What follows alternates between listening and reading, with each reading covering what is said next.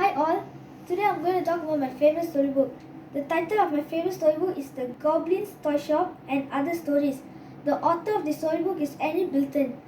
So if I open the first page, at my left side, there are tables of contents which consist many chapters. At my right side, there are information about the publisher. So at the back cover, there are synopses. Normally there are synopses.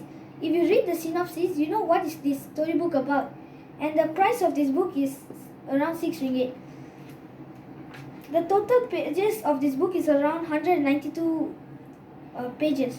So if you read this book, you will normally improve your English, grammar, vocabulary, your sentence structure. So always after you read the book, if you stop, if you stop this page, put a bookmark so you know where you stop. So that's all about the book.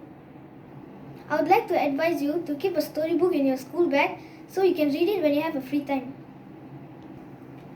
I hope you enjoyed my video. Goodbye, see you next time.